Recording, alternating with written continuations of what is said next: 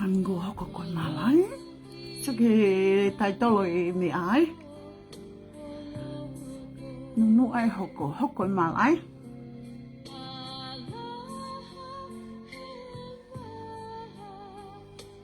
Fra o fai.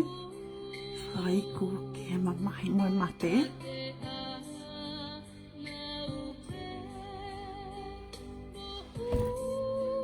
Hai me le afna paa.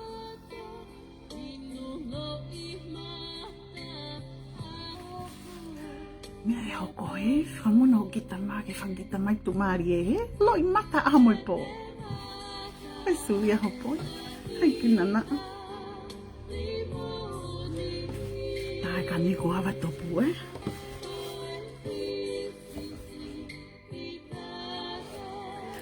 Thank you, Emily. Lava latu, wow, e whai latu ai.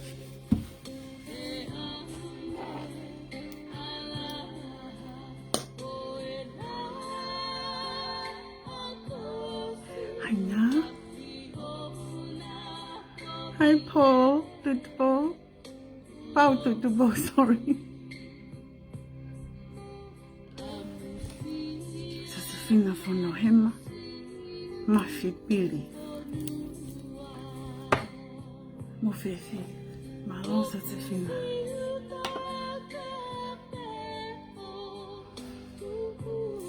Taimi pole o kiai. Hu fangalupe kiai. My student KEHE. Hi, Anita, it's Lely.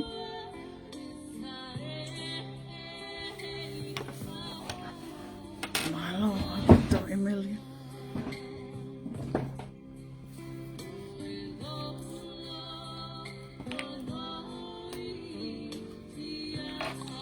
Hi, Daniel. Seu mandaf. Hanya biar koi. Hai Pau, vai among. Ofa.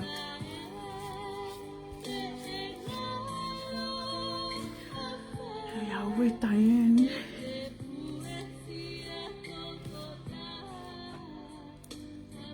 Frau fein. Wo ist ihr total? Oi ko ngai.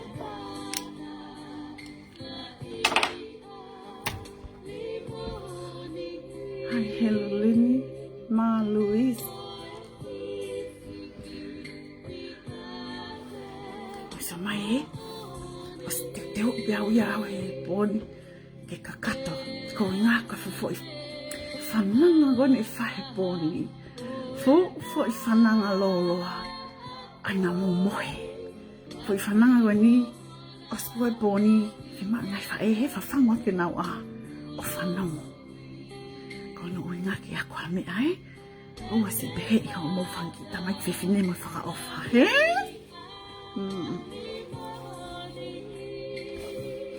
Hao mō whangi i matai. Matala i arimoni, he? Hei keina whiwhita. Hei Fualino Johnston. In Kelly lātu. Sai be Kelly. Lolo ania, he? Tala te au ke tolu. Mandoli. Ai ka fwoi po ia. Hangi ako ki fwoi po si e ono. Si? Mai koe fwoi po e wahe free. Ko o miri pe. Ke ia sai o to. Koe lose. Hei lalai. Angakai.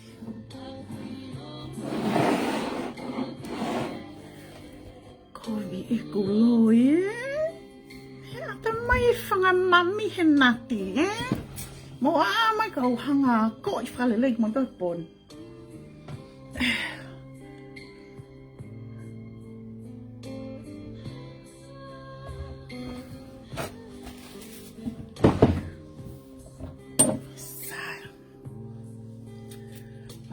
Foi lai ko tote. Foi ta mo ke ma foi fatao. Ai pa mo bihe he. Te lava. O ta o dore fu po mo ko he. Fiele lei vala tai fifi. Fiele lei fo. Te mo whakakau te ta o peat for nothing. No. Ko ta o sa tuku ngau he. Kau hau ke ako I kakaita mai na ni. Mo soange he. Ko hoko koe tō tāwhatau koloa, toi teka ako whai ako he, toi teka hake o malanga. E o si ngai tatahe tui. Iyo, mo whika wau kaloni, mo sa mai ka Lea Aki ke mrake. Sai, ka tau kaloni en osfonge office he. Foi set it siale. Mia, come here. Give me tiare parfum cream. So foi set koi te HONO nima. Ai ako foi lotion, foi cologne, ta moi foi hand cream. Te free leva foi LAHI, he? Foi set piece fire te HONO nima. Ka pole te alat mo foi kirimi ko apele. Alak le vai awang yawa no nima he. At le mo foi tikite e ono. Free raffle. Ke tau toho goni tau naki. Ka ke mau. A lucky number.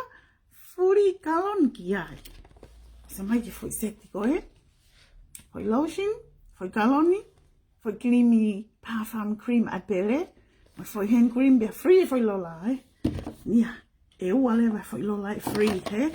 Ua lewa e ka poti ki ai ma foi parfum cream. Oh.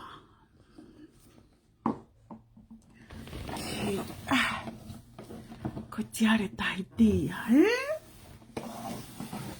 Tiare tamure ki ai. Oua. Sai. Ko foi seti ko ni. Oku I ko kulada. Nā mui fo atu. Mo whanau he inu ko he pāho ui ko ko pini o kolada, he? Ko ia he? Niu whai nā mga mea ifo ko ia, he? Sai, te HONO nima be moe. Mana tu I ko osine mahina mahalo nima ko tok tau mani a set ko e toi osine hebe ai mo whato to. Tako foi sete ne ka wawa ue. Ai manila na ngalo. Te a whanua tō vanila hango wawa he? Tapuia ewa. Ai ale mo samai ko hei. Namu ifo, nam uakahi, nam whakatu tupu uata, he? Namu ifo fo. Te HONO nima be moe pise wha. Foi lotion, foi cologne, hand cream o foi lola, okay? Ai hangi ko glau. Tau ki ai whakatoto peka tau. Ka ki o fu malanga foloa poni he. He kwak foi whananga.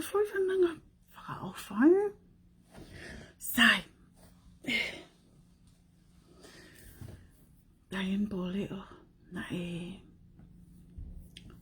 na kalasi au. Pea foi drama lahi ko ia li auna na whae he koristu tuku tahiwa something. Wafe. Ai na director foi play ko ia.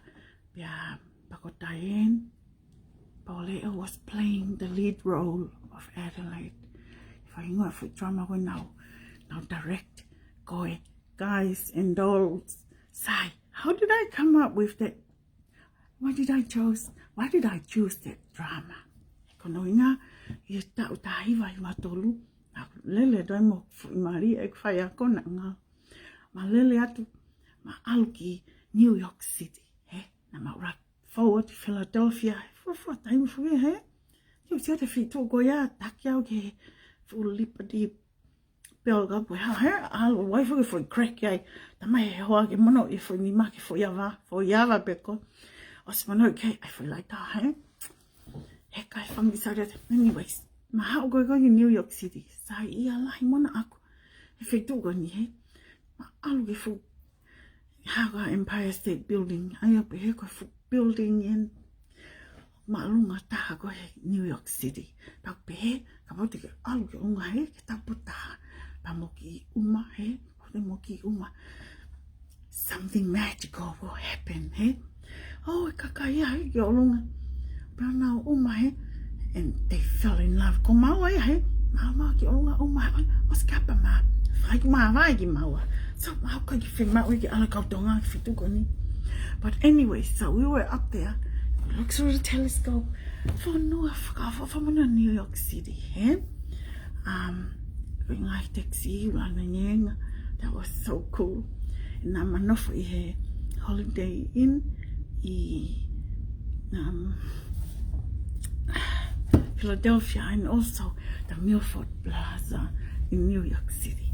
But that was a blessing. I'll get Times Square. Ko tamu ko whaiva set I New York City. Ko se atu he manatu ke Taimi Oku Aki sino he sai tahawa nanga. Anyways, ko po ko tawe for we get tahana mai New York City ai. Ko nga ko hoa ko palo fisa na whaia ko I drama. Ai ko po ko tawe pa ko maalo sio. I ngai fo drama ko he Broadway, the Broadways. Pia lahi ngai drama nok sa ia I hangi ko he Phantom of the Opera and also Guys and Dolls. He? Aia ko Guys and Dolls. Ko drama na whiri ki wha drama I goni la hona makalasi ko na whaia ko ai. Pena ma win first prize. I ngai kia drama I ngai ako. Pea ko taienin mo tamsi ta. Ko taria urivi mai. Ko nan play lead role. Anyways, Diane, this video tonight is dedicated to you. Thank you for writing to me. Fi hoko Diane ya. Fi hauia ki mga awe business ko ni. So, this is to welcome you, Diane. Thank you for your beautiful voice that bring the spirit of my video tonight. Sai. Koe foi uhinga lai nak sai ia I mai telefoni ni. Ia foi drama koe ni a Guys and Dolls. Lai ngai lesoni ki ako he. Ia foi drama koe ni. Ka koe foi lesoni no sai TAHA. Koe foi theme song. Oi foi drama. Okui, sit down. You are rocking the boat. Sit down. You are rocking the boat. Huh? Here come Menguri. Sit down. You are rocking the boat. Sai, Matu'A Foki. Oku copyright me he. Pera pau, they'll play music in the background. Ai bahanga Facebook aya o haga hano mea. O music live. Pako ia mo whanau mai teo ki whenga bega hiwa. I dreamed last night I got on the boat to heaven, and by some chance I had brought my dice along, and there I stood and I hollered, someone fade me. But the passengers, they knew right from wrong. For the people said, sit down, you're rocking the boat. People said, sit down, you're rocking the boat. Yes, you are. I sailed away on that little boat to heaven, and by some chance find a bottle in my fist, and there I stood, nicely passing round a whiskey, but the passengers were bound to resist. For the people said, beware, beware, on a heavenly trip. People said, beware, you'll scuttle the ship. Okay? So, hokwa ke vestolu.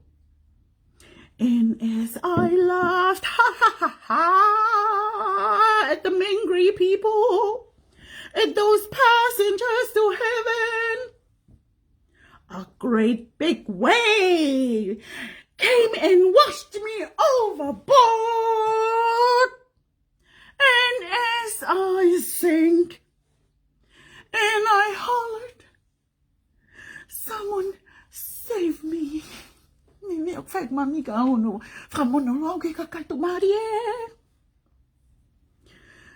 That's the moment I woke up. Thank the Lord. You should thank the Lord for this video. And the people said, sit down, you're rocking the boat. People said, sit down, you're rocking the boat. This Frausi. And the devil will drag you under with a soul so heavy you'd never float. Sit down, you're rocking the boat. Sit down, you're rocking the boat. Sit down, you're rocking the boat. Hè? Of nou jij, hè? Ja, man doe ook veel voor je drama, hè? Ik geef dat die lava toe en holo. En dat pizza, hè? Nia, thank you for your wonderful hospital. Nia, go up there. Turn Fakalototo Hema is your bedroom is there. Close your two big eyes and sleep. Nia. Do not watch this live, Nia. Do not watch this live.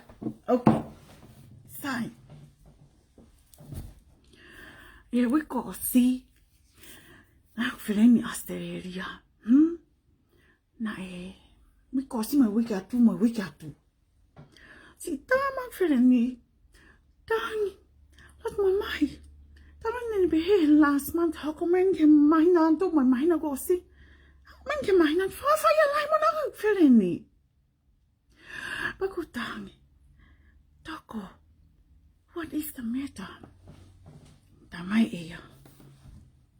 Now kia. Now kia my kita hine na mau na fuba mau api. Ko kita hine ko ne fai. Ko to fine mo oni.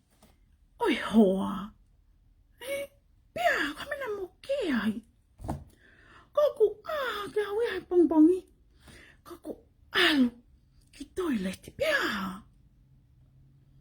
Ma six flower. Ko frate tepa mai ko holoi.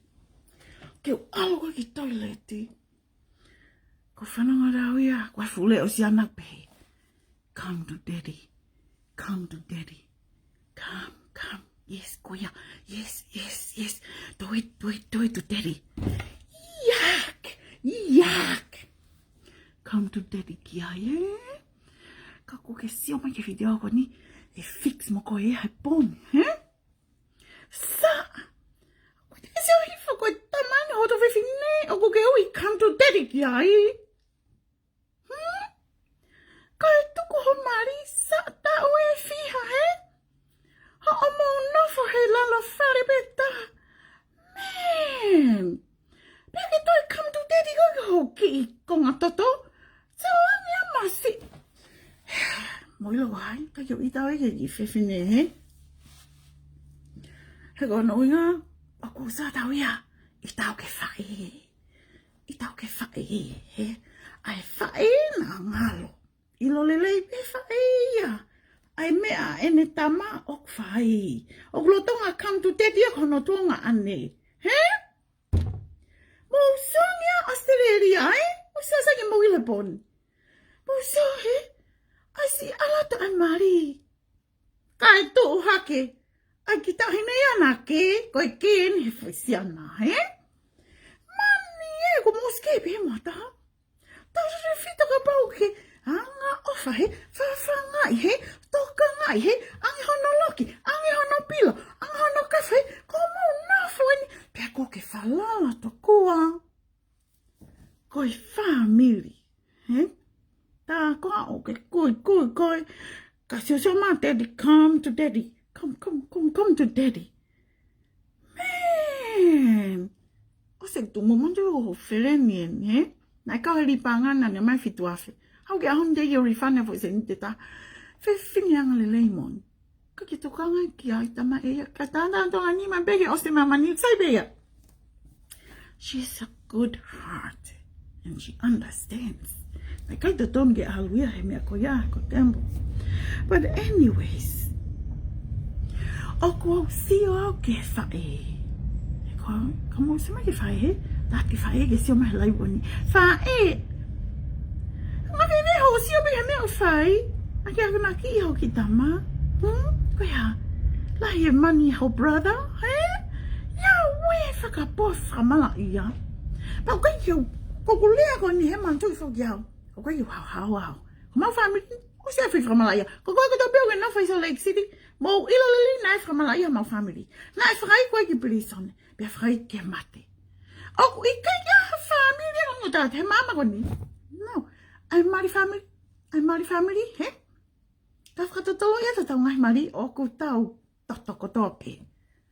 Mai no? Ta ka Oku Lea ko ni. He kono uhinga. Ko sio ke ngai mea kono ku hoko. Ka aku ia i lewa ngai mea pe heu hoko to family. Ma si ko whaka taha he. Ko si nofa pe ki tahi mea ko tu teti ai pe poko toa he. Ke mau haseni te ke kunga matai ka ke lolo ke kai family.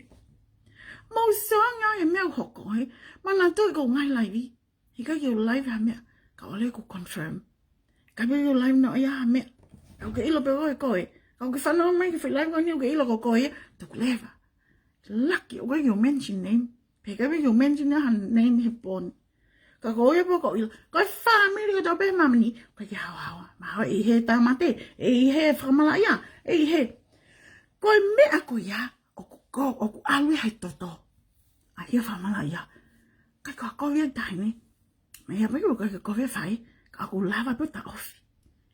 Educate the people from mama ata mai, from mama ke la marie, from mama mi olunga he, pa te whata mala patuku.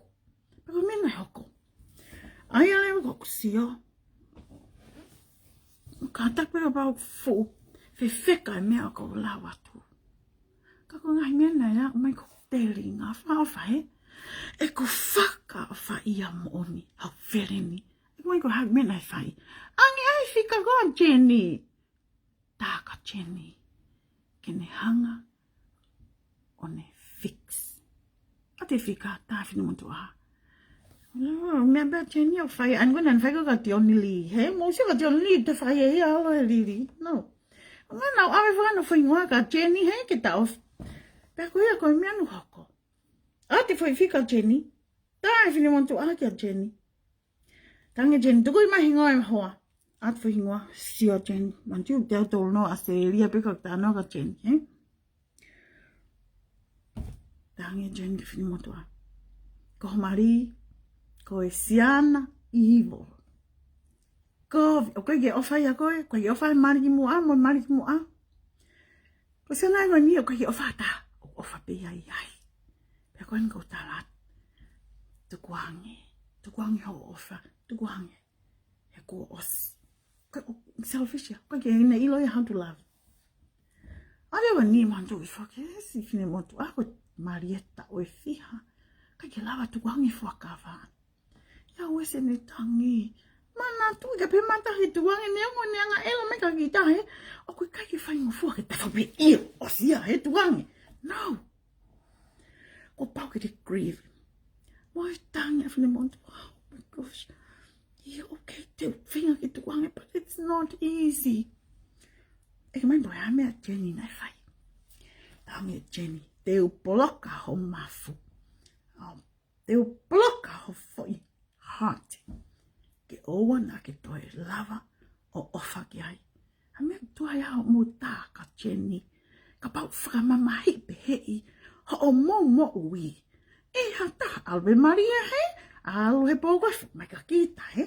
Alu he pōkoi mai ka kita. Ka te ke piki pe koe ha. Koe ofa. Alu ka Jenny ke whatau tai nai koe. He ko Jenny koe angelo ya. Koe ia koe tawhikau. O whawhau mani ai a ngahi. Good vibes he. Mantui wak ngau tāno hondareniti.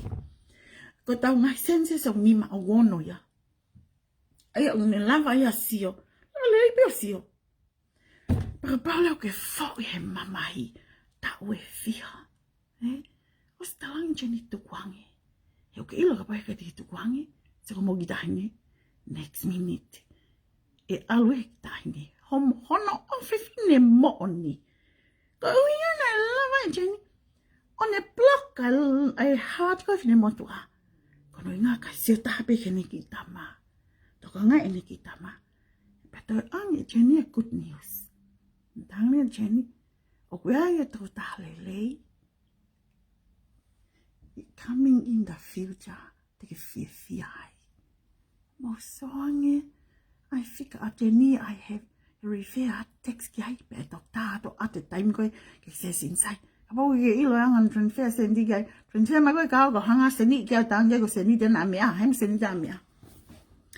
Ko ta ko jeni te ki side track ki ta faki. Ko ta ki ai ko ri ki ai. Hanga mo remove fu mala ho ni ho ma family. Remove negative energy ko mala ko negative energy. Remove your material. Remove a negative energy ko hok to. Me he tau tanga tai fiha ki mua he. Ndi fu tau inherit ia tau tol. Ko li gai ken hanga remove ka. Ange tu asila ho api gai. Tangai sesio mangi be wa fanga te volo api. He kon tape tama io fere a fanga te volo he. Se ho api tama ko te volo e ua. Ka ngahi tamsi. Ko ni me he pui ka da na au. He ko mo foto ngai ga time te mahaki wa ngawe. Kapi ga haola ya. Nge ki dawa fukuri ga upuna ga ki fu. Kato tau nga ga fu terie he. Ko I hu pe nanam. Puna he tau mo I hu ke fu kato he. O siwa be fo nanam. He pe tau ngawe. Mo tau finga. Te tau ngawe. Mo tau finga. Fu mo I hu pe nanam ke sirini. One just about big de ma wa foi monu. Buri aya. Ko help me fi negative energy around you, within you. Tare fi nige hanga puhi ke os. He? Osia. Mina nilo elava te na te onio tu ni mina fai. O Jenny ya. He na ke yuta. Ka ko me ni hoko. Fak pan tau TALANOA. Ke kusio. Ka yo itau ke ki fifine na na ke I fosiana he. He ko sa tau ya ke ki fifine. Pau to sio ke ne fai. Pau tau sio ka pau ko mala. Ka ke nga ko naki aki. Ko me ako pau ke hoko. Ko pau ke hoko ya. Ai ya be tau osilo be tau tu pagi tonga. O gen be fonga ko na whakangata he. Sai. Dr. Fok begi ki hiva. Sit down. You are rocking the boat. Na mau ngā whawhikau I where mea, he? Sai, koe mau hau koe me pangai koe ki alu koe ki, koe mau hau I where mea, alu pangai ki whataha siasi. Ko au hanga mea, ia, koe ko whubaha tahe ko wili whia tahe mamani. Toki hanga ia, pe I holo ki waka, he? Ko mate whaheri whia. Ka ko ki brother in he, mantu I whako ki tamsi ko si Jakob kei si pe whahangota mai mea he o ko ngā we o. Ko ki brother ni ako ko to I alo hangau. Ma ni fiana se mai ko wili fia ko mo piki ko he. Toki tu ya bebe he. That is rocking the boat. And hame hoko when you rock the boat. Ngoto ko mate he ko whaingata. Pa ko ia ko sio taimi lahi fini Matu'A. Taimi lahi. He, mo ilo whaiwa o pe fini Matu'A. Tu koe ngutu lau, he? Ai ha mea kai whanau. Mo sio. Ko anga wane ko sio. Hai ko osio ton whai tonga, he? Mantu I he. Whake koe ki leka koe mo ki leka koe kau ngā api. Kape mai ki leka. Alo kai ho tamai, he? Watunga pe nia e te whai pehe lalanga. Peat kai. Algo kai ho futa mai. Mo he tō. Mantu I whoke he, whai pe lalanga aia. Ka ku tau tu big dahi ne he matapā, he? Tau tu mai magi mea ki dahi ne koe manau matapā. Mea koe whae he. Kape mai ki dahi ne, he? Si, sa mai. Pare, wafi, he? Pare, komo tolu he. Komo tolu, kai mea kai ha, kapet ki hai. Whangaware whi kai he? Man go tau siwa Facebook ka ngai oni. Ko hono uhinga. Oku tau tu faena tongi ne pa ngode dane pe. Augi loki tau fra princess ai ko ngali ko princess koi. Kai instead he, am tu ko loto ni a koi. Ko fu loto ko vi ni a koi. Ki o kaungapi, ki su ete o kaungapi. He foi gofa o kaungapi. Ki ngai foi ta. Faka ofa hau ki dane. Hau ki whanau lo ta ke Facebook ka. He? Ko fu loto ni a koi fa e. Loto elo. Ai ko fu loto ni.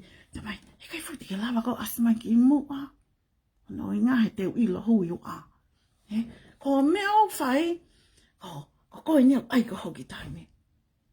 Pe ko whaka o whaia, ko ako whiwhine mahinoa.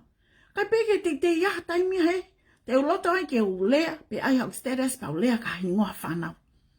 Now, I learned big time.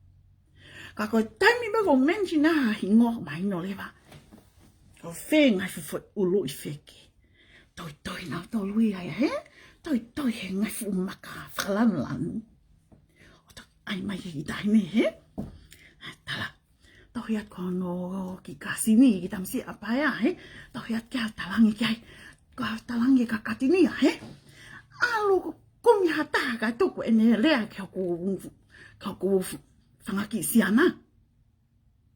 Mau sio he ki whatu tama ki ngai fu ulu I wheke. Koe a piu sia ho whanau. Ho toi a koe whae mo tamai he. Whae e teu lesoni ke. Lau toi wha sapate. Ko tamai ene hoke toi lesoni. Mo tala peke whanau e mea ke whae. That is abuse. He? Ha, winga koe teke asmai koe ki mua. Okay, ai mai koe. Kau ai ata wau he. Kono inga kai tuku whanau maia otua. Tuku whanau ke ta whaki. Asmai koe ke ta whasio whaki. Mau ilo mune o whau ngā he. Sua ko tā pēr ma whamalaya. Au, koe kai ke mau hawa. A ko au, kai tatanu. He, kai tatanu right here. Mau ilo he, au family he osi. Au pāhi anu tau disown au. He, kai kefu I lava. Hifi e toto, he. Apete mi ura kamate no appreciate au. A lea ke moni. Pe koe ko tā. Whae. Ka koha whae koe. Ka koha tamai koe. Oku ke toi he. Kono ia koe ke te kovi. Toi koe. Ka ke tala ko ki taime. Alu ke sem neuri he. Sio atu ke ge masi. O ke haa aka katunia he. Mo kasin he. Samai. Tangei alo kumian tangatai. Una tau rea ke fui tangatai tol. Amu sio o ke kai tol. He. Mo sio ke ko ke sem neuri ke o. Ai koe tau tapu. Kai o ia tataf. Alu ko tala ko tangatai ke tuka rea katunia. Katunia. Oku sipi o te whamaka nia uta ni lolo. Asi whika au ke aunga awa tau pō tau reti. Ka nia. Au ka miu tite. Ka tak prinsesa nia he. Ola pō tau reti. Oku hania toko ni ka te au. Ke whaki ngā ue ke maa mau whai maa. He kua tuangi wal whiamana mau whia kaya. Ka koe mea ni oku hoko. He? Ai toi ai tamai mo whae. Ka toki. Whana mai lewa. Ai rea koe la koe whasapati. Whana mai lewa ke whanau. Ke tala whekau mai saa. Ko haiki mo tolu. Tā e whiu nā uraki. Hikana mo lai.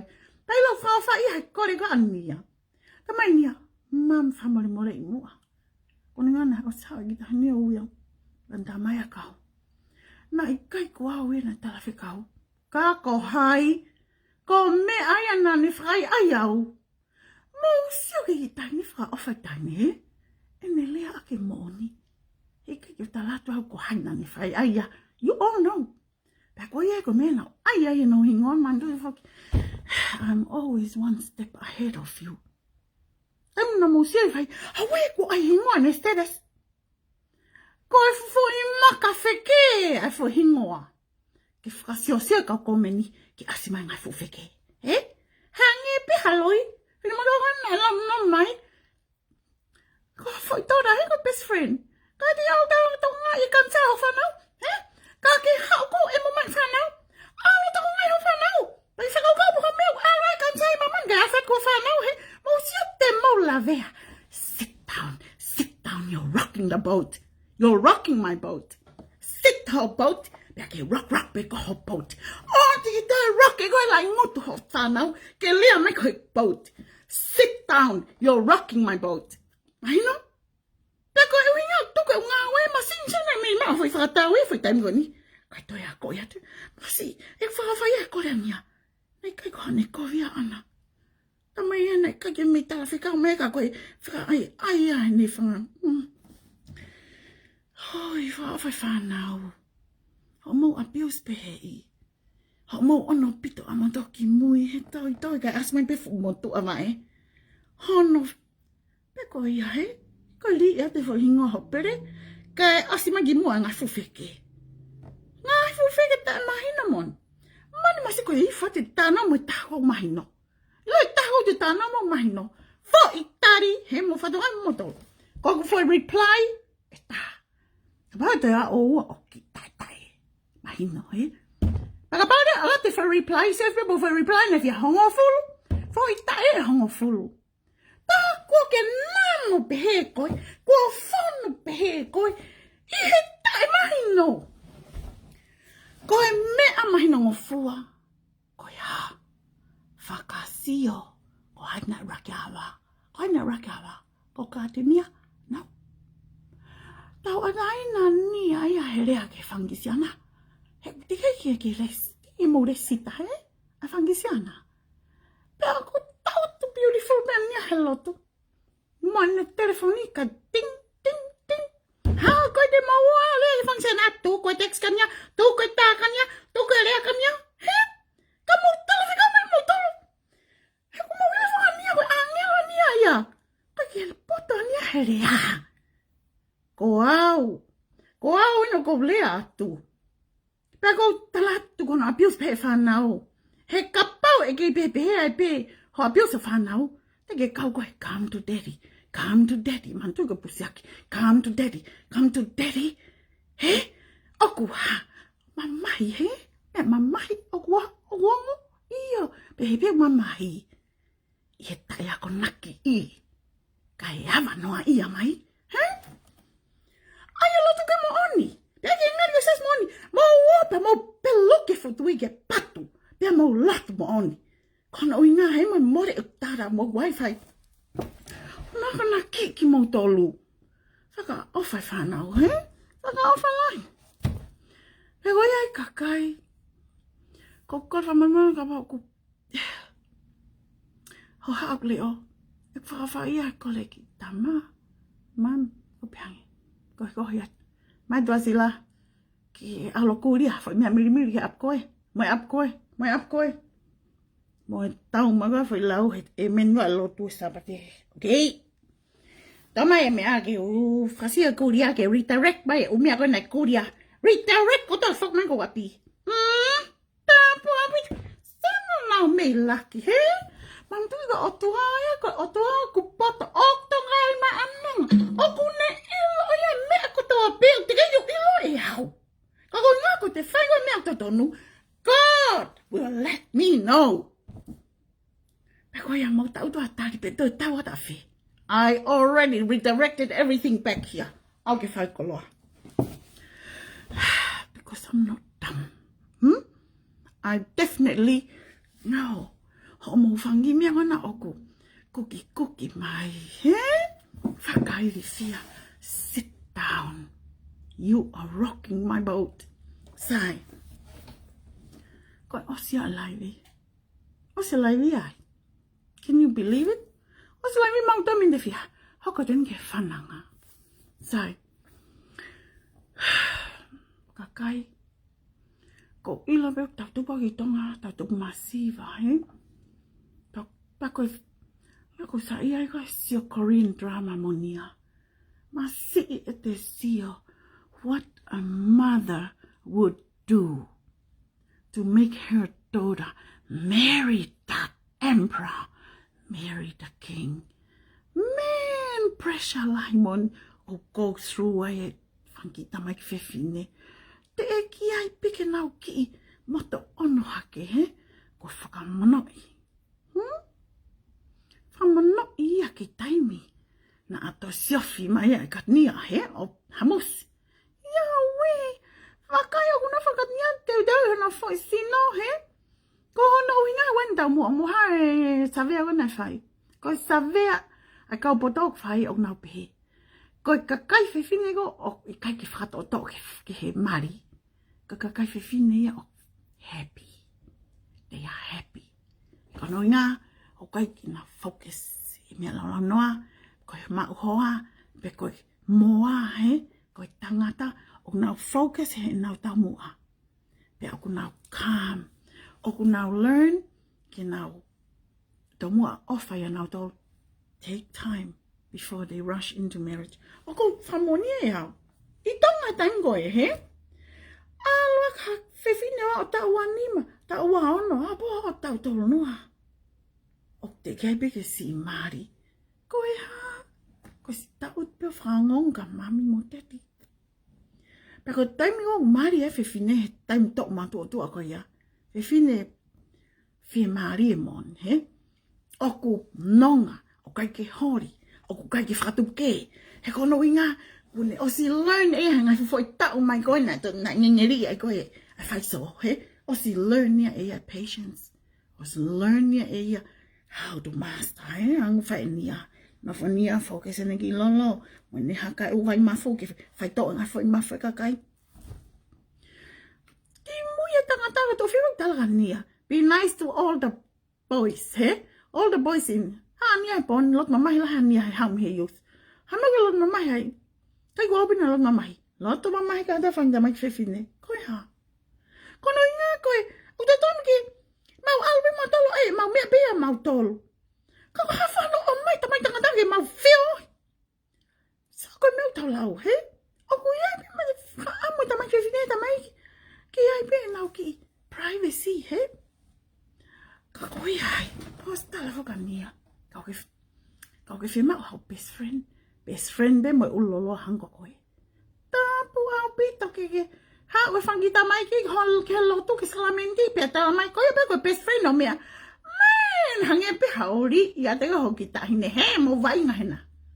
Best friend ha ya mo lo fa le be. Friend peng he. Ko peng a to he ko peng a to ta pengi to 3 ha ga we ga pang 3 some dia he. Mo best friend niya matakan niya. He best friend be niya mo. He? Taga ala niya best friend taga ho sai be. Best friend be he ulot fare ke. Taga foi to ulot fare ta. Mahina, o te mo te fie kafi mai ka te au. Taga ko tat ka mo toka kai pon.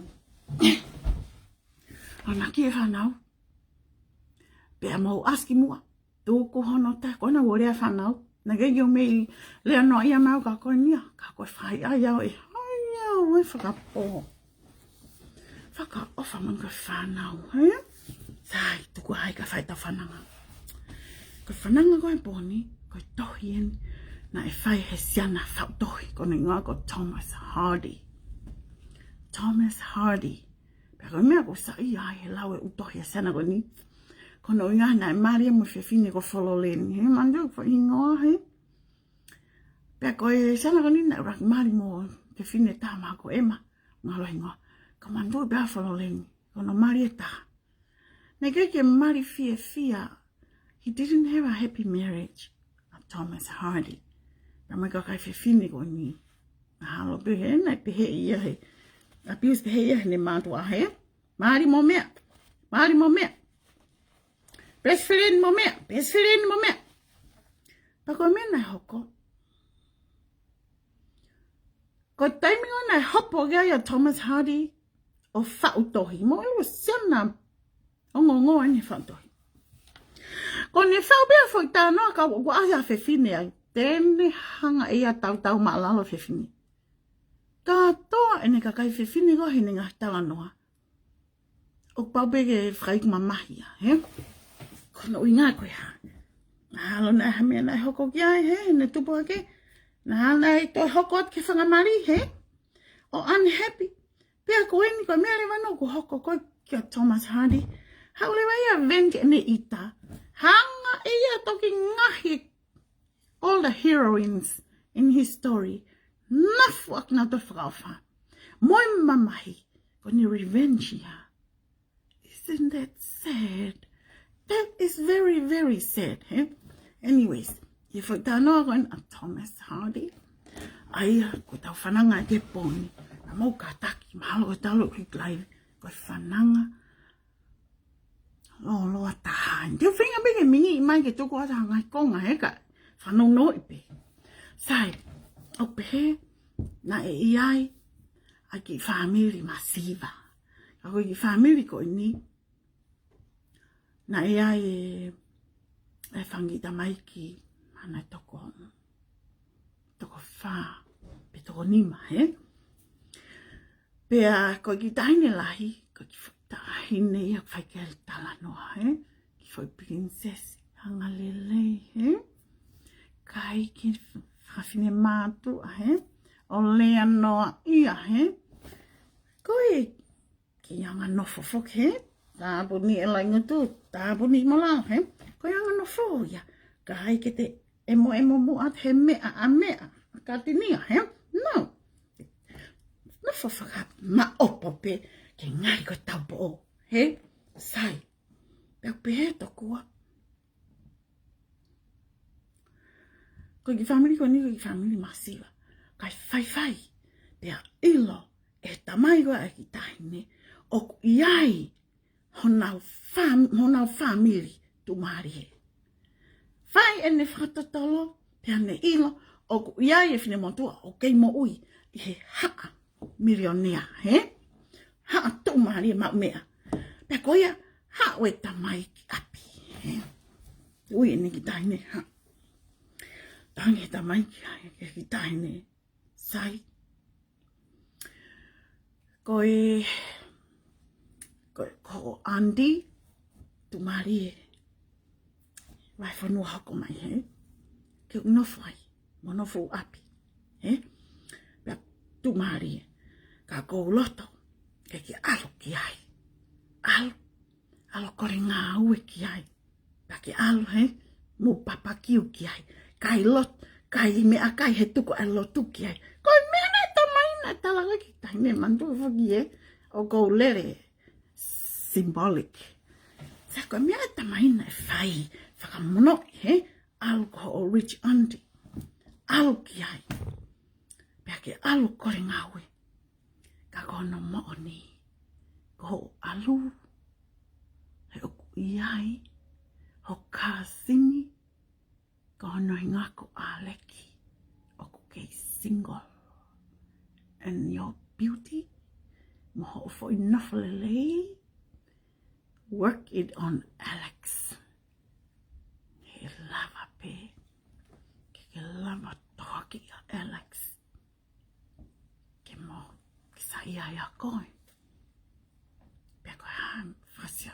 Whakaukau mai ko tau ki family. He? Ka pau e manako a Alex ia koe. Tia mai ko tau masiva. He? Tene o mahat. Spaanga. Seniti. Ni akai. Wala.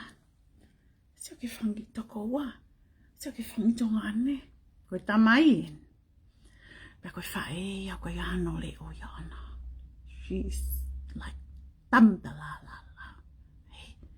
O koe enough pere. Koe lawa lea. In those days, koe koe hale oi whae. Tamai pe ni o pure. Tanga mai. Alo. Oh, whai tahne he. Sai. Koe koe ni. Tani mai no me. Aya. Sorry. Rako me. Aya. Koe hoi no tau ilo peo ui koe Mayday. Ani koe ngo whai whaka me. Aya koe Mayday. Koe ni au beha ki tahine. Tau he. Tau HONO. Koe tau ia sweet 16 ki ai. Pera koe ki tahine ia. Was fine. He? Pa koe kamata tānoa. Nai kamata he aho koe ni. Koe aho Mayday en. Aya. Koe ni au beha ki. Koe aho ia ka kai fine. Unau tui e walahina. Me nau lue he ki kolo. Nau lue. Mo nau dance. They put flowers in their hair. And they walk around and they dance. Mo nau tui koe whangita mai kei maa. He? Ki e. Ki e. Koe ngā nivi. Koe ngā koe whanau kei maa. Pa koe alo e ki he. Kai beke a taha ia whangita mai ke kolo. E ofi a kono hoi fua. Ke ki tahine. Ngoi tahine. Ko tesi. Sai. Peko osienga e meitei. Alo tonga nau angwa e meitei. Pe mai e o nau pe he aho meitei. Oskoi koe e ino ngai. Hula hula ma ngai nea. Ngai kai mo hanga e whawhewhia. O pe mai le. Hale whinga mai whewhine o nau tu lain he. O ko ai lewa e ki mei sāwhai. Hiki ki o ngaka. Hawiri he. Hiki ki o ngaka pui hawiri. Pau pe. Kaba e pui ke noate. Ko mari e hau me noate. Kaba e pui i a vilo vilo alwe ke saute. Ko mari e hau me saute. Pe koia, koe mea nai hoko. Nai hao e ki taine. Sai. He koe taimi koe niko te kei koe ke mātuku. O papi ke whakaose a ke puisa whakoni tau lau ki ai. Hau taine. Pea hi e ki mei me aia. O tohu e puhi e ki mei sāwhaia aluia. Ki whaitu koe koe tango he tamai koe koe koe hono family tu maari e a Alex e. Sai. Aere ko matui whakoi taini o hangoni a he.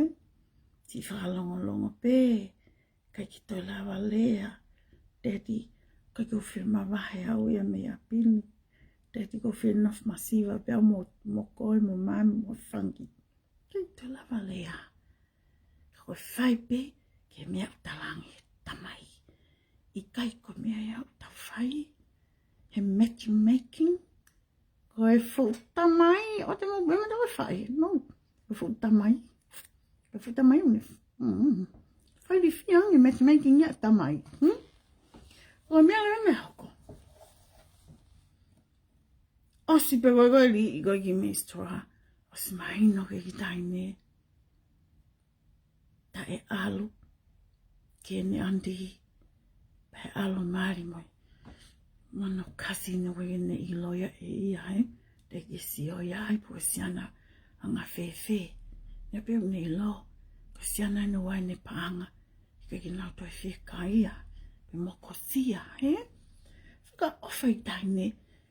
A ene tari le lei pe whitu o puiki ai me sāwha. Sai. Mandu whaka Thomas Hardy. Osko e pui sāwha. Nau pe mariwan ke whai nau. Kai moe. Taha moe ki bensio he ka nau tak dance around. Tako dance ko ni. Whatoka ngai ate he. Taine ia wai whai tamasi ia. Koe kak tamasi ia nau kolo. Tamasi ia ni aku. Lue mau whai. Whai talavau he. Koe. Hau be tamasi o. Sio ku. Hula hoi whang tamai whawhinea. Nau. Mui whangi tamai tangata he. Kai tau utpe ki tahine. Koe ngā kanu ata mai. Ko osi ka mata ki whakau kāu ia. Au wai hau misiona ki whai. Ko aku alu. Ke aku rich auntie. O ngā ue ki ai ke MALIE family. He? Pea koia. Ma tau ngoe ni tau to whiwhiri. Ke mi anu. Ni whatau ngai ki mamalu. Ni sio hake. Fo tamasi talavo. Te kia tamasi peheo na kolo. Punau mai ki ai. E nantui whaki he. E ki sio hake. Nantui. Oh, ki mahe. Piatu tamasi. Come on. He? To ono gini maa. Taki ia. Hula hula. Man. At that moment. Talangi tamasi gai ko kuingoa. Ko angel. Tangi rewa taine. Where do you come from? He ko Alex Fogia. Hau ia mehe north. Ko e nia. Talangi ia ko ni hana mehe saute. Kai noata Alex. Ko kamata Fogia. Saia taine ia. Angel was exactly like his name. He was an angel. He was nice, kind. But when I hoko, they gave forget ila taine who angel is. Ka osa ia be foi ulunganga enjolo. Anga lele. Kai ke soia taini masiva alu da mai uma na mi a alu na ho me fangita mai siana ka ko ni ha pia hula mo ya nyango ya ko ki family masiva. Pero tama na tanga enjoy ko ni ha wana ni saute. South Auckland ya Lota mama lek taini mai no ki ai. Tak kai ko tamasi enia. Ai puhi ko safa. Kono Marie is definitely Alex. Nyongo ya na kai ke lot mama. And she enjoyed her moment, danced, and then let it go. Osia, How live taine tuka me ko ni ha os. Ta fo begin ta mai ha ni fa eu pelo fuki. Vala ta kai e kon tu pen Ko nga leva ave ke api ko tu Marie. Sai. I'm gonna let a kid tiny, I tiny okolang, Auntie from Matala te tamai, Matala to my winga ko Hawaii, a king au, get a con family. Tang live a rich auntie goni. Okay, Fima what the hat tau hip fanga more. I'll go tau hip fanga more. But we're going tiny in the fight. Si ngawe tokanga pito kene ngawe alfa fanga moa tokanga I fanga moa helu hanau fulu pe he ko ko tabe o golot ma be andi ko ni o mai mandu ko fanga moa ko ni fanga pets mai fanga moa ave o ko andi ko ni o kui ate fa be ke moa ni loi ko moa ko ni ko haia Pako ngawe tani panai kamata lewa ke mawe ki seniti Alo ave ki he koe weekendi pe ale kona api lat ma ki koe ni fia lava lewa ko me akai my family and she feels very proud of herself as she's helping her parents make a living. No, she's doing exactly what an oldest daughter is supposed to do. Sai. As when I fight behind the osang I week. Bea. For me and I hoko. For I forget right dine for I could from me to now api. Kumen fafitaula ki mai kai. Ko Alex and I fuck my mahal na alo fa hawe fitu. Pero introduce ni Auntie Alex kia Tessie. Introduce her to for you one look and I knew he was going to love it just one look. Sa iya ya Tess. Sa iya ya bako yale na hoko kamata lewa to make indecent advances. He started to kamata lewa ke Mahin kiai I fonga kovi, Ai lewa, ai li fia apito ki tahine, kono uhinga na amore ne ngā we, Ko ngā kuai fili.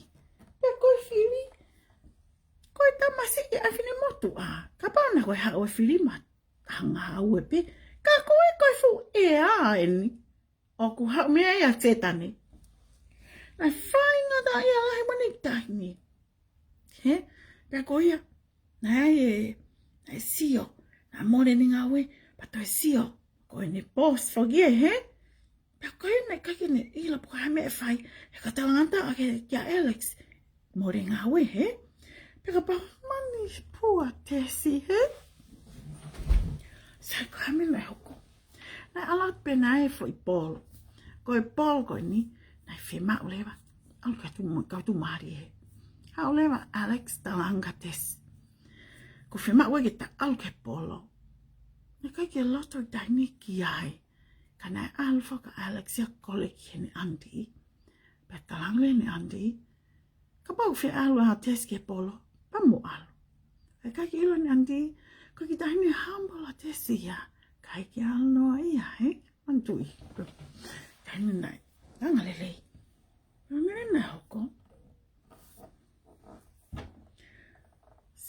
tae fi aloa pia.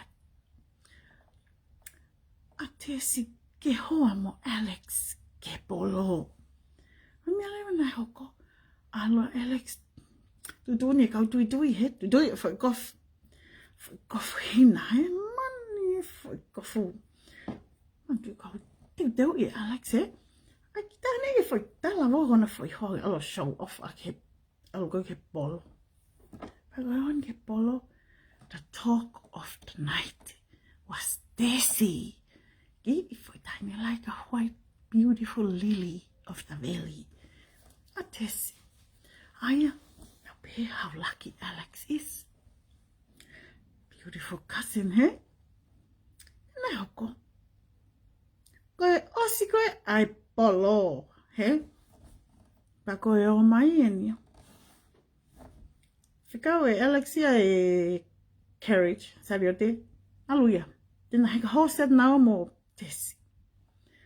Asa de manatu ifoke, she's fearing not moving away. Really fear not that. But when I have horse my goni. Gage aloe horse here ke api, I fear have vow. O si hang I Alex. Dr. Hoi, a test.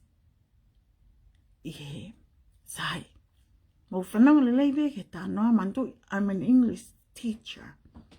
Pea koe tako ta beo whautohi. O waie uhinga. Pau te lawa beo tala. Ha character po ha unanga taha. I hanga ko hono wari I mai ko he taha whautohi.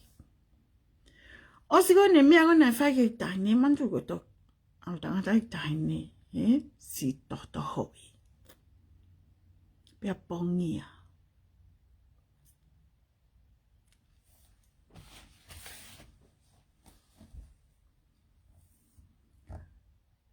Ik heb een boeien ja, Alex naar fai. Als men dat hoi van Lea Aki heb ik daar niet tokoto he. Wow. Kai Foki ja. Pako Aki ik daar niet. Ko uhinga be ko momoko. Tupu'eni aki. Kani ko se kono wala toto.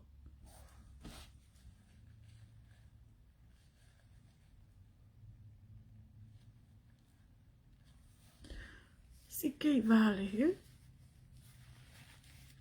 she felt violated against her will. What did they?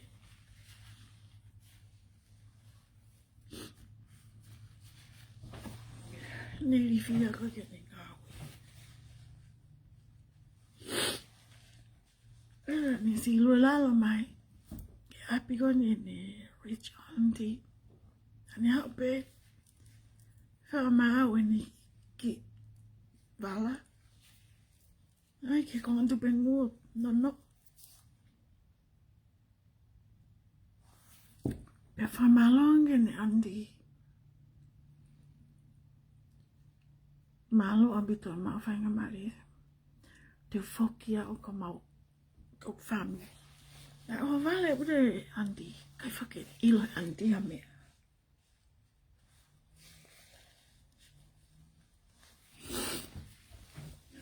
Wena whikale wai andi. Alex. Alo ave a tesi. Out of goodwill, eh? Mantu koe hanga. Nka kai unganga nei a koe, he? Paka whikaangi alo ave. Hao lewa Alex. Algo drop kwa hates. Angi moe sirini. Kake toa taini e senti. Ni puke pene ki vai. Awangi hene andi. Tangi lewa Alex. I want to marry you. Man, ko hai e whi mari mata hana e pehe ki ta bari ake vau. Ka kehe Foki, tu maari e ke masiwa. Took advantage. Ko ngā pe koe ha? ko tamai mai fa mono holo he ka kai tu Malie, he?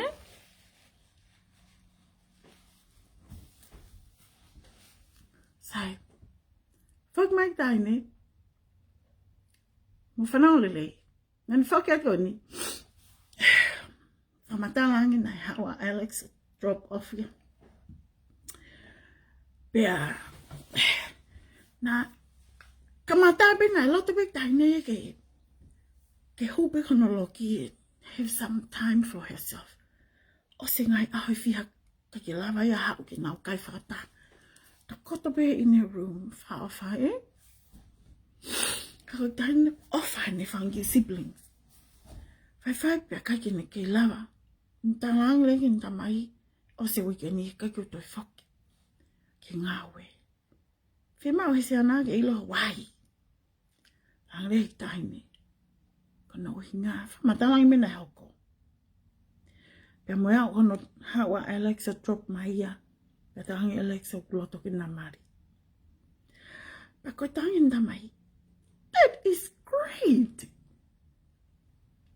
Pia hami au tuai pia hao tari. Kaki o fia maria matana ne pehe ia. Mani. Tapi ke o te tamai o whalawhua i tahine, he? Whare na ngau, si o kita. Koe o hinga o alu, koe taumua, ke alu. O whinga i tamasi i ke manako ia koe, ke mo mari. Pe koe na kore mari atu. He ko papi ni wha mari e ia koe. Pe koe whanga mari e go, wa whaalahi mai whamatapa. Kaki whi mari koe. What is the matter with you? Lewe ki taimi. Dad, teu aloa wia ho ngā uehe mea. In the field, he? Pea moi ka kawhi whine koni o tau ki kolo. Teu lapiongo. Make some money. He ki ngā ue po hae nā u tāwi te po hafo e mea una ofai. Lot mamai lai mona a tamai, he? Oi, keu si o tamai no. Ma teo koe whae ia koe seo noa pe hange ko koe gan fwe a tamai. Hai taine o alai, ngā ue he. Tai ui te, hae ui te. Ngai fu hard labor ngā ue pe, ka mo mantu i foki, si fei tama. Ka mea leo nai hoko, fu lahi ne lot mamahi, pa mo ne fei tama. Mo ilo pe mea hoko when you're under a lot of stress. Na whaare e pepe ia. E nei whaingo e pepe ko misery ko apuhai. Ko sorrow. Nei ui pepe ko sorrow. Pe ko no inga, e whainga taa, bido ke haina e tuk whake pepe he whae. Pe alo ngā ui. Kai ke lava ia. It's like, hangi o ka maha e wano mafu. He ne si o ka pepe ko ni, ko hono kano mate he, pamo ka kano o Alex. Part of her want to love the baby. Part of her hate the baby. Neglect the baby. Mantu si ke si he. Ko mene hoko, na lakang kai, hape alu pe ia ngā ue, and she worked around the clock. Ko ngā peke o wasio, hamene hoko. Na si whai ko mate a sorrow. Mate ko na sorrow, taim whako ni upa, ke ai whakoi ni a ke awe ke he. Sias katolika he. Ka hae whai whikau o blesse la mari ho pepe ke huki langi. Huki he vanu. Ka ia se ni tia. Kore at ke ha. Kore tamai he. Whai whikau ke ha o koe whauhane tu mari e o ku mate. Pia mai whai whikau ha tu mari e. Ko whai tu mari e he. Pia whai whikau mo he mise tamai. Ka kai ni ilo koe moon. Si tanu o sa sorrow. O sa tanu o sorrow ku mate a sorrow. Sai. Taim kona o se mate kona pepe. E whakaukau lewa tesi. Ke alu ya kum ngā ue. Ka wheitu mama. Pia mohonau ki kolo. Manatu e. Ai ki kolo. Mutu lau. Oh. Nai whetama. Nai si wha ere. Mahalo Koe whaele ka hai. Ko si mate pepe e. Lau, he? Nene hoko, ka ke lawa ki taini, alewa kum ngā ue ke whamata. Alewa ke whamata koni, koni hana whai koe tau kau. Sai, au taini ngā ue. Ne au ta tau e pina i whai koe he, ne ngā ue ke ni andi. Tau kanga wa peke ngā ue a pongpongia, ngā hene ki mohenga, os alu ki lalo, taf hau alo, tita alo ngā ue. Ngā ue maloi. And she worked very, very hard. Kau ngā ue wani ko ia mai. Other women, he? Whantamai ki nau tau. O nau sio peke ai kono talavou. O kai ko talavou ini ki hau tau kau. O nau sio peke kono ulunganga. O kai ko totaha nia o fit ke ngā ue ha whama. Her beauty and her manners were very ladylike. Were mild, hono ki yanga. He? Pakoia. Remember Abel Ngawe? Ha kaya fiaf moi. That's just how she was. Ni Ngawe because si kono family. Me ale ben nai hoko. Foi porta. Ka ke lawa ni moi. E ko ose ni kai. Ko ni han ke moi. Ok whanau ha ke ia KEHE. Kau Ngawe he. Whantamai whiwhine ko. Nau longoa. Kua nau nofo, he? Teu, ai hona ulu ke lola i hake ming ming. Koi toma. Pakua, whanau hake ke tānoa. Tangi nau tolu. Hau. Koi ona, koi whama. Isa millionaire. O hau ia he aho hoko. E ku hau whamai nau tolu mau piki whama. Ahi mai hene. Lahi ni u whama ia ana. Pako ni haoin, ahi mai ke whama koni. Mo mi te kau ngā we, he? So kau ngā whao, report at whuke tamago, in charge. Pako e, uhinga e, teu hoha agoni ai kalasi. Kone ngā, koe ona koe whama, is a single guy. Pako e nau whinga, tak tā whinga, he? Ki sa ia mai ki whatoa ngai, he? Ona tō i whangita mai whiwhine, they always use the beauty. Ona beauty is all. It's all they have. Pea koe mea nei hoko. Whai pea te sia hai mohe. Kai ke whutokanga te sia. Ke mea he waman tō i whoke, he? Uha oia mai whukawenga mamani hono ata mai. Kai peke ta whiwhanongo ia ka siana. Moha millionaire. Moha ona ha farm. Ona ha fu eka fia. No. Langa hano utoa ana. Whatu mamai. Ka pau koe ātu ngai kau millionaire.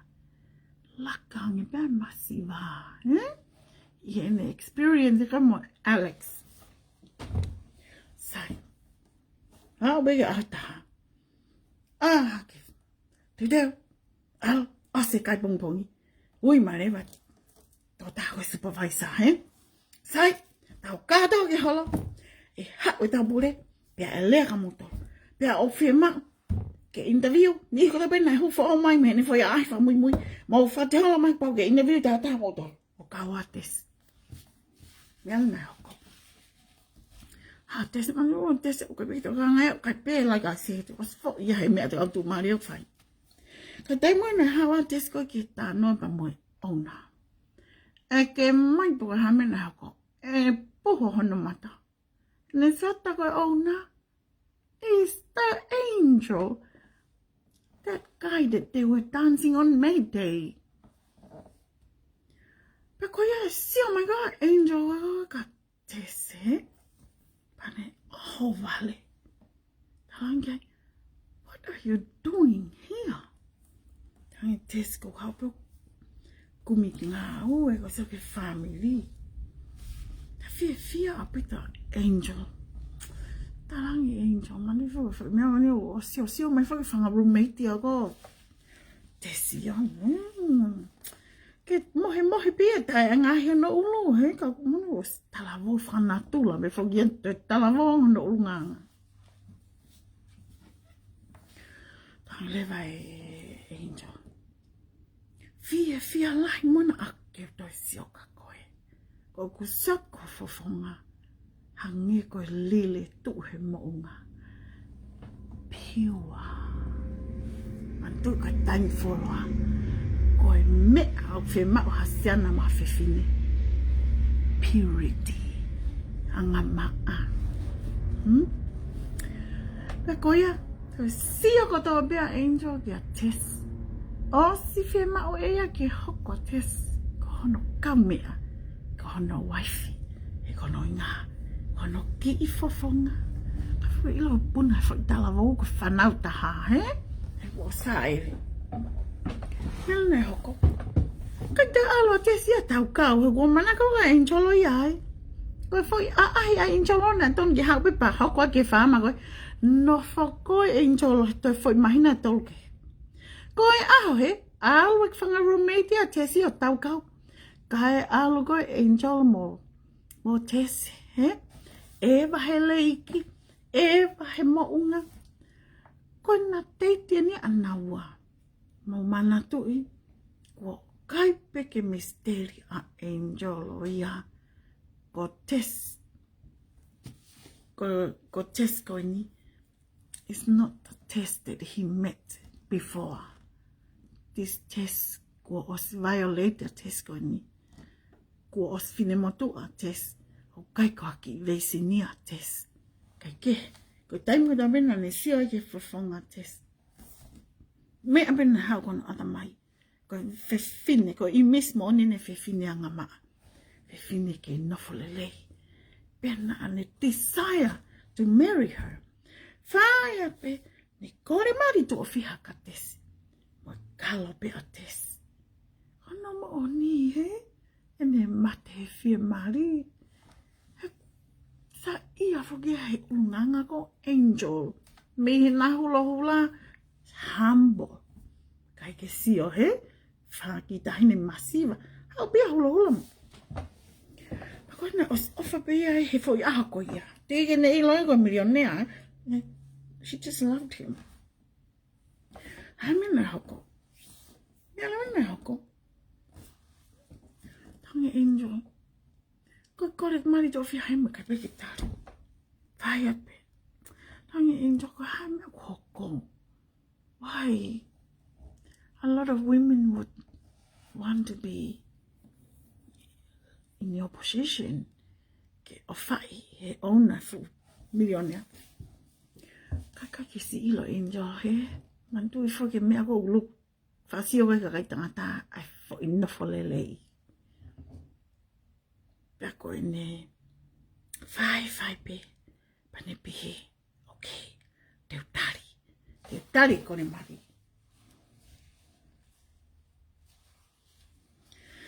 Pea ko ena ne tari. Fia lahi angel he foi tari he. Kana hea se Afrika whakau kates. Sai. Teu io. Ka mea ni whai. Koe aho e whai mari. Hao koe tes. O mai ki ben moi ki pepa. Tene pehe fu ofa whaka angel o iau. O sioke ni ofa iau. Ka pau te whai tohi ki aio talangi iau palapale ma. E ko sia weekend tā mai. Ofa lahi mona ana iau. Pa ko ilo pe au ia ko whalala ke niria. He loves me so much. He won't mind ek fine Matu'A. Ko tui pe au ia. Ke fie mari pe ia moao. Hao lewa tese whai ki tohi. Whamatala ki tohi. Whamore more. I'm not who you think I am. Ko au. Ko mole hoku anga whawhewhine. Pea moe whaunga nai mole ai. Osiko ia. Talo lewa tes. Siat ke he whare koe nei nofai koa. Intolo ke ulo maki mama. Mantu. Koe whoi poen ki mua pa whai koe mari. Pe lewa e tes. Pelu e ki tohi. Teu aluen ki hono ki whare. Teu mono I e tohi lalo e matapa. Pea teu haku lewa teu ke au. Ka bongbongi whai mari. Ka pau teu ahaki. Oku ne tamai. Nau, Ka te whamari. He ko ngā, koe ka vesi nia ko ia. Pa te tali le lei pē. A tesna angalo. Oku ne tali le lei pē. Meri he mo kona.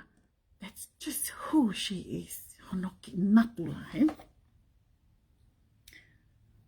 Ia hoko. Hake ngā tese fwoi pongpongo whaimari. Ko os mau ma angel mo fia.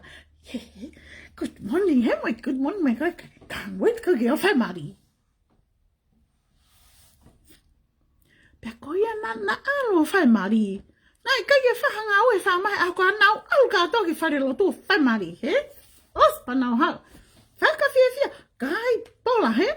Pola koe taimi ko ia. Osi ko ia panau win. Matu'A, they were so happy, he? Celebrate. Pea koe osi na celebrate ka na alu ko he honeymooni. Pea koe na alu ni honeymooni. Au na ala ke whare beo. Angel mono family. It's like a holiday house, but it was a mansion. Tu bea somewhere halfway eka off my head for property. Na alu vain ki ai ke whare. Tau, na ape ke whare o se fu kau te e ia he mo kau ngau. Os ta fu I mai ki ia fi he. Ngā he mohe ngā. Os mantu fu te kino fo e whare he ko. They are the rich people. Ka koe ko mai le no warm up the house. Ai mo ki I fo I hina waine me ongi ipso ata e ua toke ve fireplace. Kono ngaka ha we on newlyweds. Ato ngo ngo wa poko ya. Na hu e peko ke fale. Ku si ka tesi o tai family ko angel ko hai he. Tang angel. Ko anti he. He. Pa ko ku ye. Kamatala ko he. E ke mai be ha. Ko se tu ko tesi ke ngai fu mantu ngai fu ta vari he. Ne sa tu ya ke see, oh my God, auntie got angel of painting. See, ita mai. A tanga ka angel. Okay, ila mea kau ke lai ta. Hangi pa ka te au oku. See, ita mai ko ngahi mata ko to ho relative ko heng he hori si honau ta. Oh no, see, ita ko to mai pa ka te au. Hangi angel, you had a long day. Your wedding day. Maybe you're just seeing things, you're imagining things. No, I'm not imagining. Go shut down now, ita. Ando ifo ke ko nga ko ilo tesian babai ma. Kai ilo angel. Sai. Because for time ko ni. Tangi angel. Forget these people. They are in the past. Now it's you and I. Ninge ki me iwai na he. Naki toast, naki nippy, huh? Oh, very romantic. Look forward, angel. Yeah, well, for Marie, fine mo osin nga makaka yung. Kahit tao to tamay ko mo ini ofala yang ya angel. Yeah, we sa paupina ni ma tohi, Ko aku ne whakamare I peau.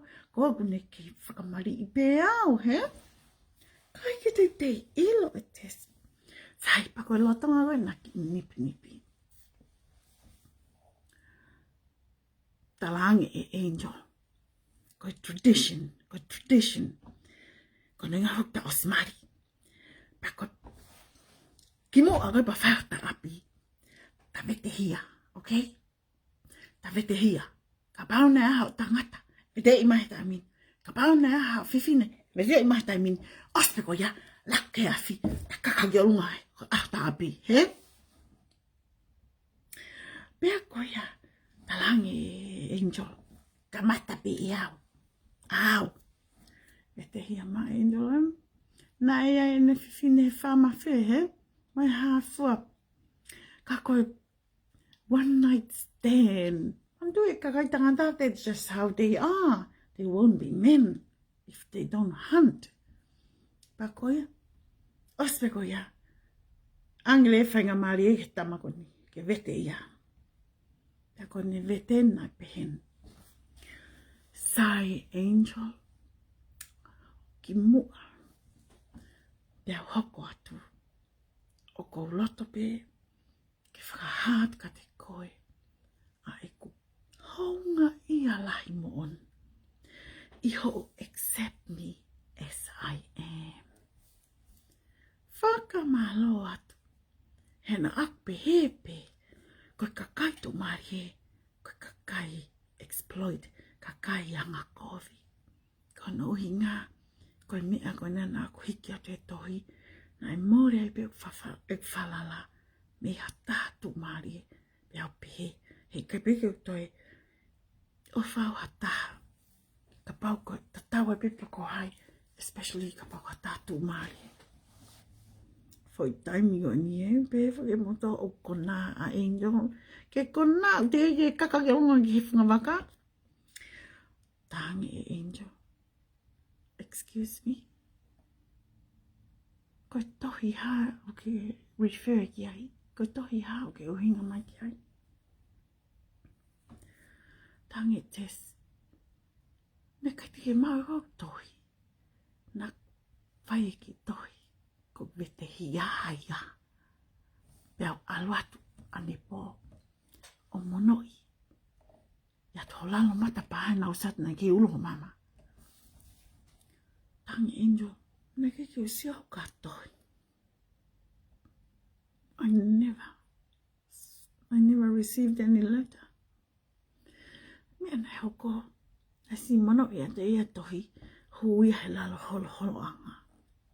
And that's why angel never saw it. Tangi angel. Yahweh. Never mind the letter. You are here. I am here. Bete ima e koe ka te ao. And I tell you, Tessie, I love you so much. Doesn't matter. Bete koe ia he koe na koe as whamolmole e koe au. Whiwhine whiha koe ne whalau atu.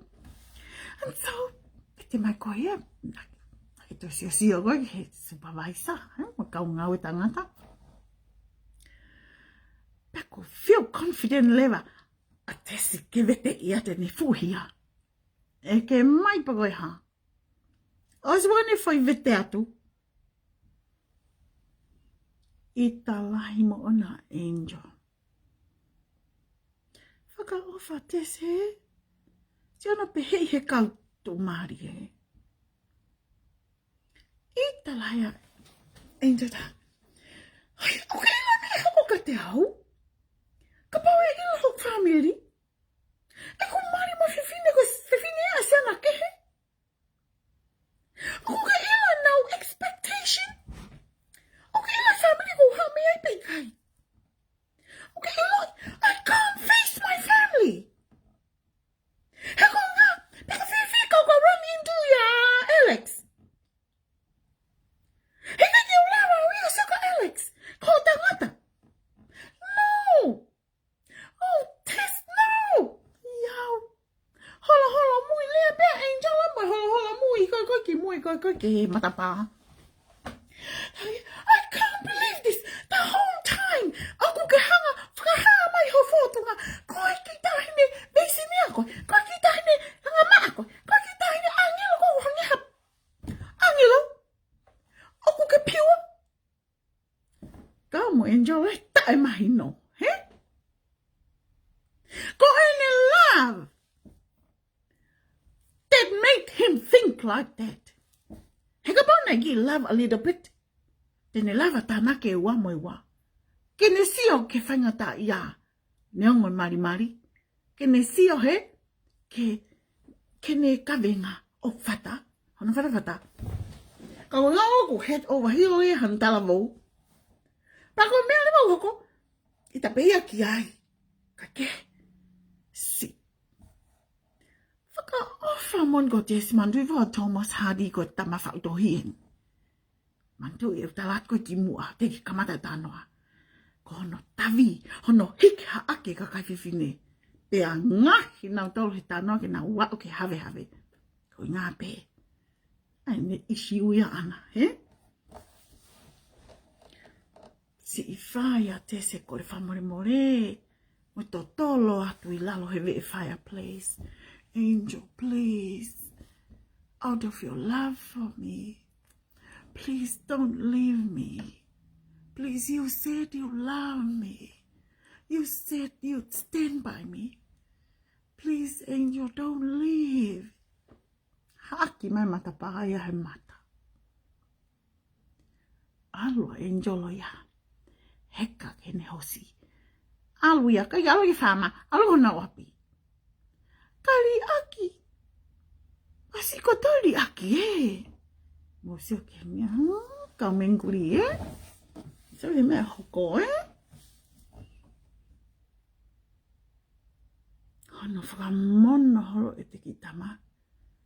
Ki ka kaitu maari Mea hiko ki hai. Mea hoko. Osi, kena ki mei whanala te se osia. Now she believes she doesn't believe in love anymore. Kai ki ta whinga awe ke whama. Mantu whakama Ne tai whoki at ke whama. Sio mai whangita mai ki menguri ko na ublot kov mai ka nia No, sio mai. Si whaka ofa. Aloe wāre ngangau tako ko ke awalo What makes you think? Teke mavahe ko ke best friend hala ka kai tangata totolu. No! Ko ke as atakovi pe ko ai, Ka ko ke lami maka kita ni ngalai. Ke ina fololei. Mo so ke talanoa, Mea nai hoko.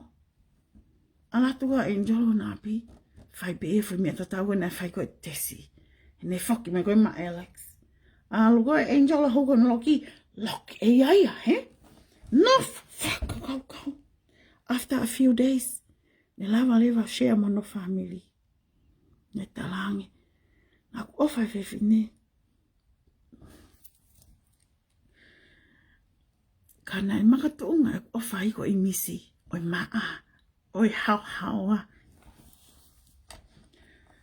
ko loi ko toa peia mo si ho fa pe tu mario pe na o fa nyare na hoko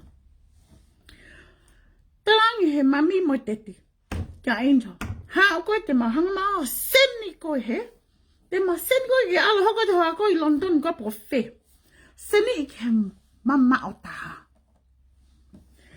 Ha ulewa koe tesi. Si alo ni ke whamai taha Mani masi ki fine motu a wha Alo ngā ue. Kono ngā pe koe ha koe sio kia papa, mo mama, mo brother, mo sister. Ke maa foi maa. Pe koe ia. Ilo pe mena hoko mawahe pe iai. Alo ngā hoko te ngā ue whitu koe ni. Alu koe angel, koe aho, koe tohi. Tohi ai pe sen hemeri. Tohi ai pe a teska angel. Please, I know what you're going through. Or fail her expectation. But don't you find it in your heart? Human kindness, there is hope, there is forgiveness. Can't you find in your heart have mercy? He ko ke ila me na ke ko loto. Na e whakatete e hoi ko Matu'A whamonoi. Pe ko kui ko ngai, it was not my fault. Loi alat ko ngai tohi. Angi tai mahino a angel loi tai mahino o Matu'A Hanga o Matu'A lawe utohi. Hanga na waya ka ke na hanga na forward ka angel. Ana lau hanga na waya fufu e utohi. Pe faya tu pe. Algo ne ya deske ngā ui ko ni. Aya ko ngā ui ko ni ko ngā ui pe moi hai field. Ko se steke firewood fefie ke tu mai fefie ave pa ko alo tu na test me atatau he o sa foi mai na fia taimi go ni was muhu mai Alex ko nga foki mandu ina ne ave kita ni o ke no flele he ko te Alberta ha no flele e malave te alo holbele mai fefine ka ge tupo toloto ai na pe Alex os bebe Alex teu alo kumi fefine he ko ke ngalo pe to kanoni ak ene anga elo e si di ak pe he dine teu alo fe kum gai ki fa Malie she has to marry me Aunt leva he Aunt ron kia talangi he family ka ke mau ilo manda po kono uinga he kono uinga ko na si fa ia he talang leva Alex kapau de mau talamai ai fetu go Oku Lea Tesi te ulanga ho mo fale meno ni fai talang leva family ki ha fu ko Alex ulanga fu fare he no foi family he Pea nau kaima, no flohang ya kau milionea. Ko Alex ingo tano kiai. Kono inga, o talang lewa yung Matu'A.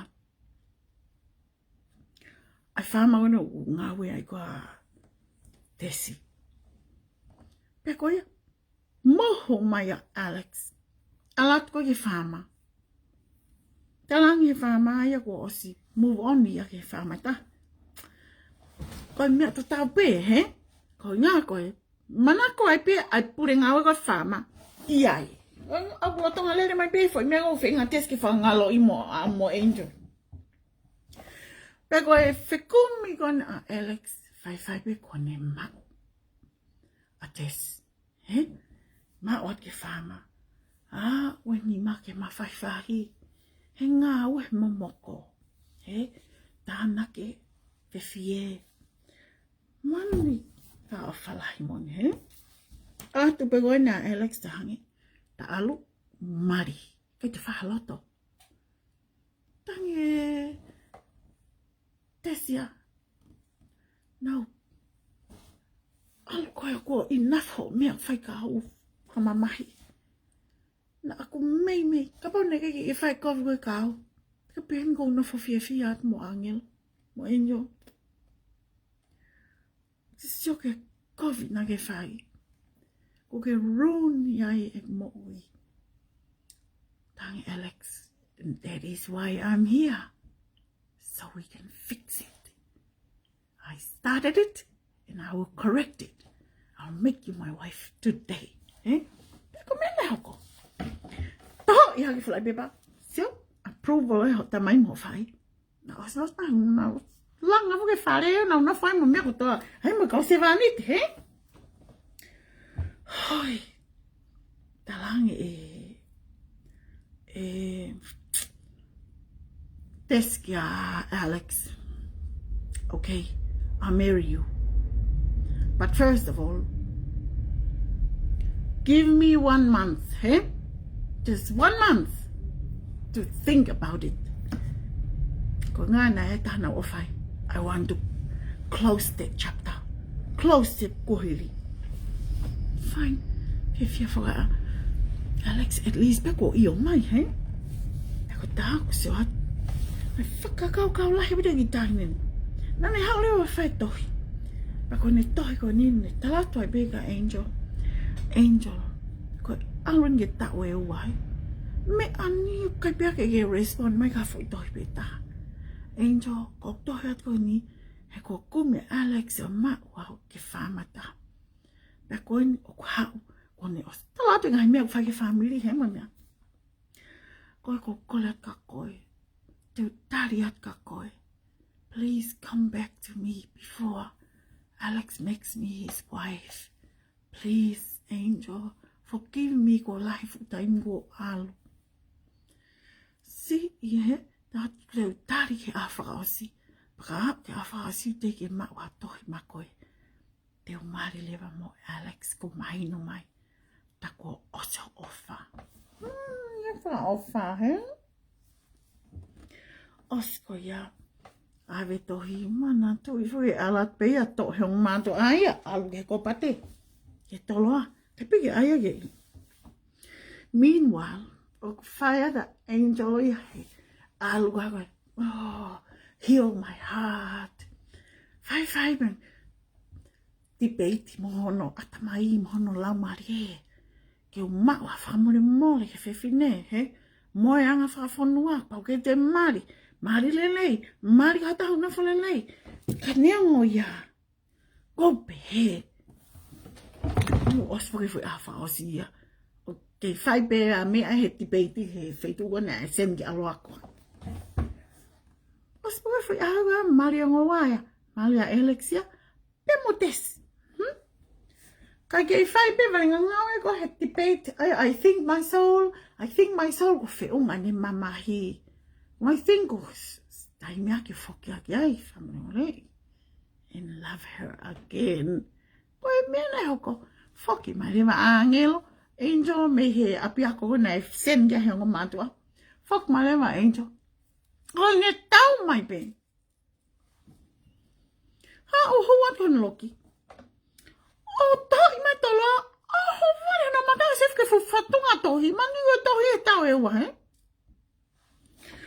Ne lau masiko ne alifpo ne kamata pe ne lau me fo tohi whamui mui. Mani. Sai fo se anake kalenda. Ko foloa e ne osi. Pea koe tohi wha osi pena e tua tohi. Heka se anake hosi. Talua, he? Awe koe lele ai hosi. Masi wha awhai hosi en lele pei. Koe lelen, koe alu he kuma Foki, koe millionaire ke millionaire he. Na was ilo ben na ngai estate mo ngai mea ko ya ngai up mo ngai fetuk na una fa. Koe lelen he. Alu watu ke api ko test. E ke atu ka tamai mo fai. Ko fea tesi. Mana tu ifa wau kai te fe mau he tamai mo fai ke to asa da angel. Ko no inga ko mau na ki pare he mo mea ki na una. Apa lea tahaya. Lea TAHA, talaki ai. Ai whaitu kōku i ai ko tesi. However, ko ki sister ko no tesi. Ane ilo, ko taha no ofa mo oni a tesi. Pea ko ia, na e hau le vai a. O ne angi tuasila. O e whare ko tuasila o no whai koe a Alex. Pea mo tesi, he? Ate kwa, mohu ate kwa meni he siti, he? Siti. Mohu ate ne hosi. Taloa ke loto siti. Ko awan ke tua sila. Kona to tuki, he? Kone tuki pe ko ya. Hawa ke matapa. Ane ngai foi whare ni ko. Te tue lok mo hei olunga. Ka te hifa koe ki lalo, he? He stairs, come down the stairs. Pako ne tuki pako ne mapa. Ko lotanga upstairs whaka Alexia Motes, he? Pako e talangi lewa e koe o si hawene se vaniti o mai e na breakfasti ke whae nakai pongpong. Mo e tuki koe matapa. Leo si ake ki se vaniti o ngā talangi. There's a gentleman oku ulukelo whaka enjoy. Pai toa. Matu'A foki a Alex o ki tokota mo ngā o te kia wala ia he mo ilo pe mena whae pōko ia. Ka ko si dress up whaka mea ia. Tesi ia. Peko e tangi e tesi. I'll answer the door. And then mo hifo if I got tesi ko hifo I step uko i lawa. Ni hao. Ko angel no tu atu. Mo ki matalai akau. He matapa he. Tess, my darling. I've come back for you. My wife. I missed you.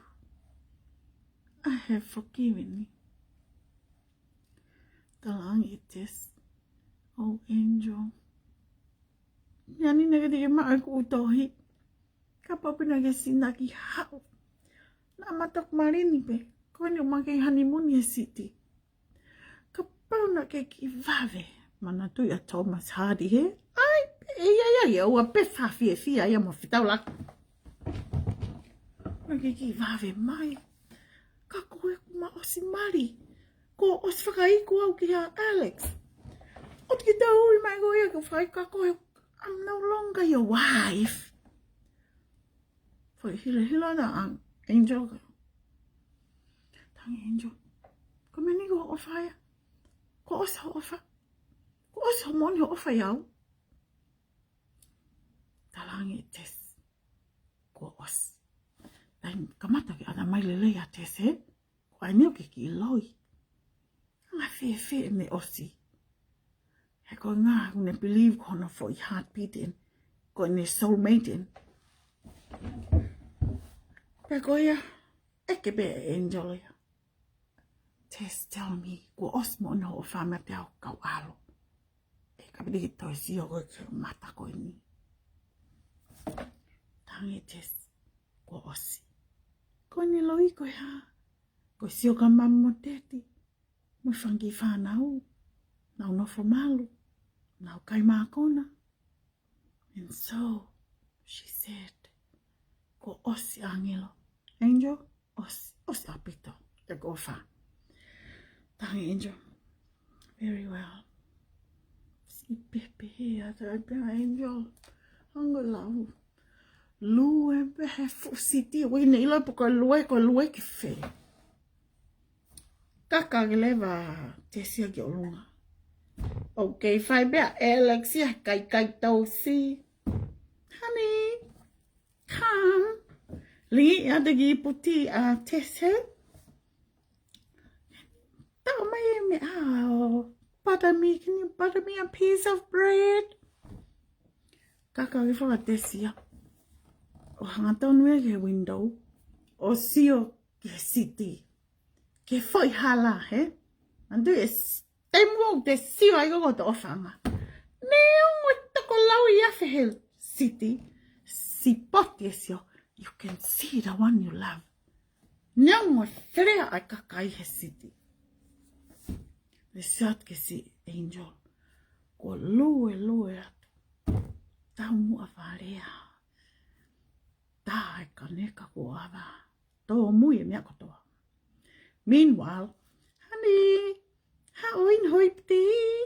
Honey, ari i mai mu ai ki mei ma. Hoi taim koni, ta whoki aka tes. O ne siatu ke siana na ne ruined her life. Ruined her happiness, eh? Siatu a tes ne laka atu. Tō i here ta whma, ta whi e mei ma. Pe i mai mei pata, wari, he? Kai takota bea mea ia, honey. Next minute, ngok toi fuhere, he whata. He ko ne wari bea mei ma, mo ne pehe.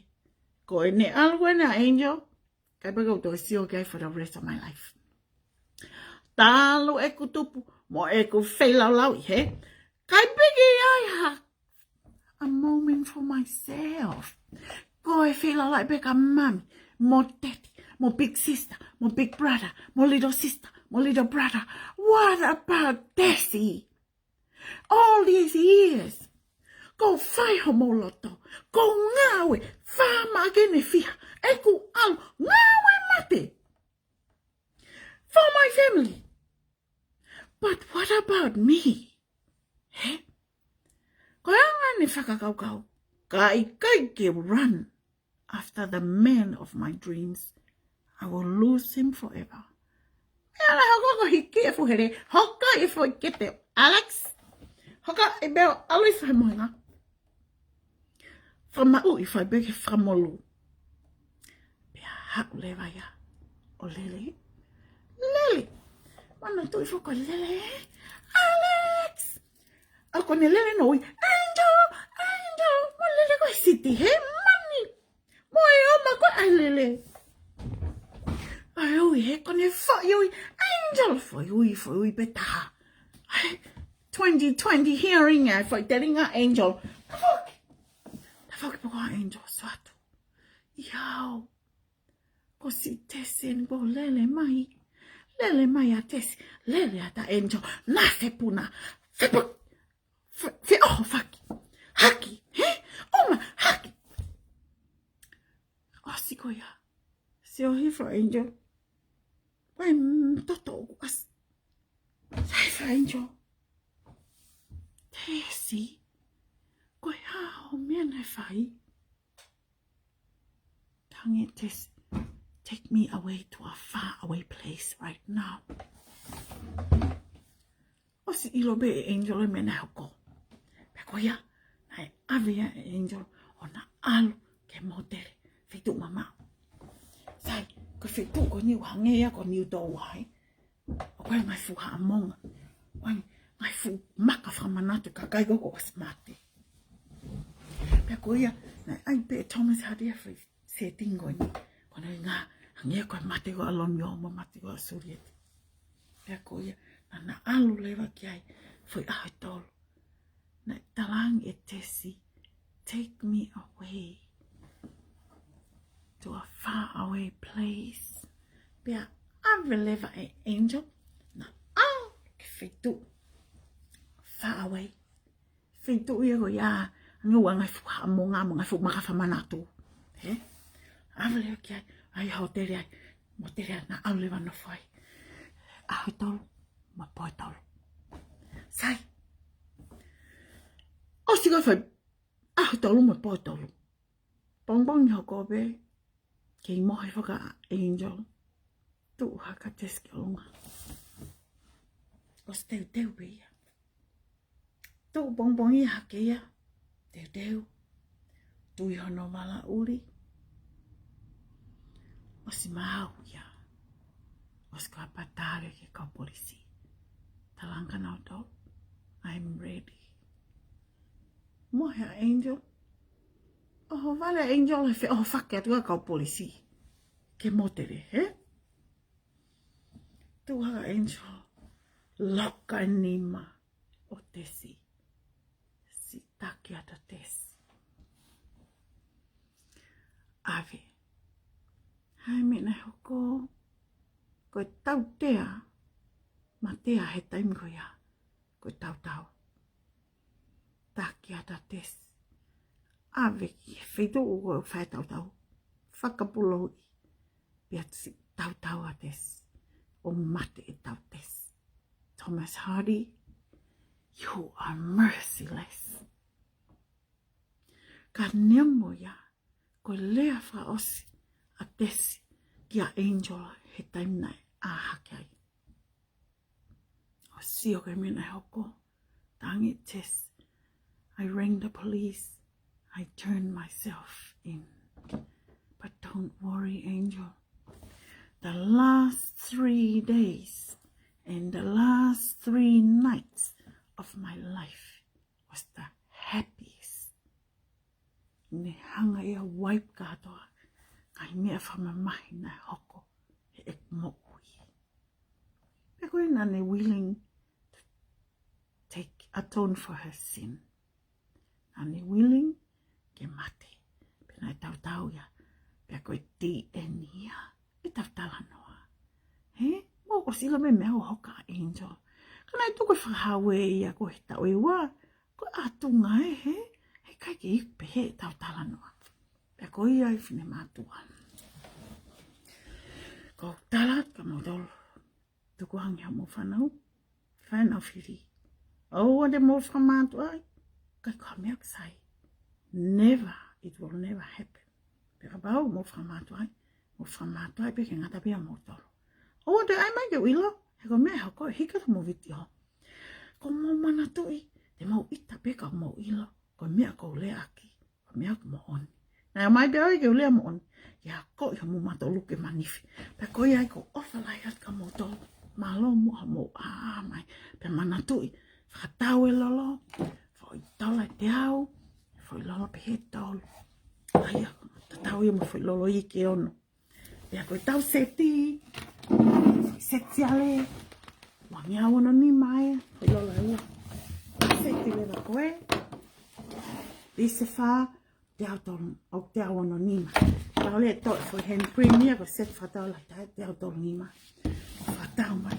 Telefoni ko noa wata. Ua wanoa. Tanima. Wanima. Ofalaya kamotol kamotatoka. That is from myself, the Princess of Flowers. Good night.